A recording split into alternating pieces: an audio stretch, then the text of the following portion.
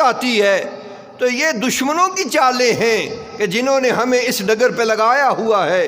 شب بارات آتی ہے تو آتش بازی کر لی جاتی ہے، یہ مجوسیوں کا کام ہے، آتش پرستوں کا کام ہے۔ اس آتش بازی پر ہمارا پیسہ بھی برباد ہوتا ہے، ہمارا وقت بھی ضائع ہوتا ہے، اور پھر اللہ کریم کی بارگاہ سے رحمت کی بجائے لعنت ہمارا مقدر بن جاتی ہے۔ یہ آتش بازی جو کرتے ہیں، اگر یہی پیسہ کسی غریب کو دے دیا جائے، کسی کے بھوکے کے منہ میں لقمہ ڈال دیا جائے تو کیا خیال ہے یہ ہماری بخشش کا سامان نہیں بن جائے گا؟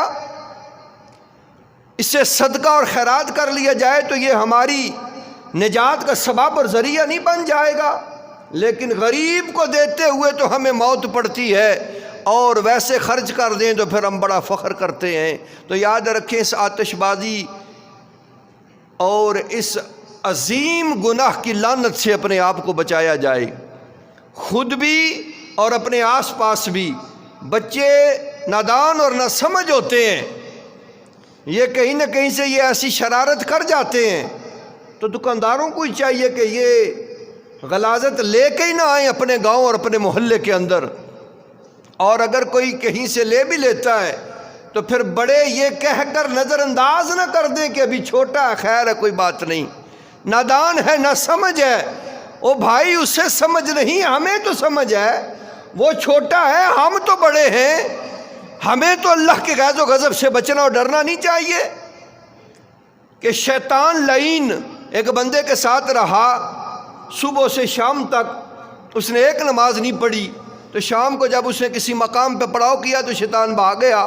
اس نے کہا کہ وہ میرے سارے دن کے ہم سفر، اب آدھی رات جب پڑی ہے تو مجھے چھوڑ کے چل دیا۔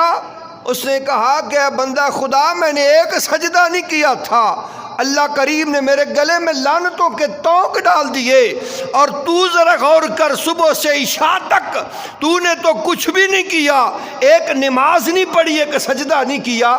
میں نے ایک سجدہ نہیں کیا تو لعنتی ہو گیا، تو نے کتنے سجدے چھوڑے ہیں، نہ جانے تجھ پہ رب کا کتنا عذاب پڑے، اور جب تجھ پہ اللہ کا عذاب آئے تو اس خوف سے ڈر کے بھاگ رہا ہوں کہیں مجھ پہ اور عذاب ہی نہ پڑ جائے۔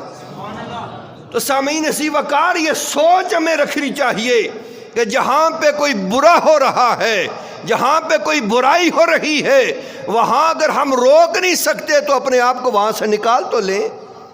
یہ طریقہ تو شیطان نے بھی اپنایا ہے، تو اس لیے ان بچوں کو تھپڑ بھی مارنے پڑے تو مار لو، اس لیے کہ آج اللہ کا الحاکمین اپنی شیان و شان کے لائق، اپنے شیان شان آسمان دنیا پہ ہمیں بخشش کے پروانے عطا کرنے آیا ہے، اور ہم اس کا استقبال پٹاخوں سے کر رہے ہیں۔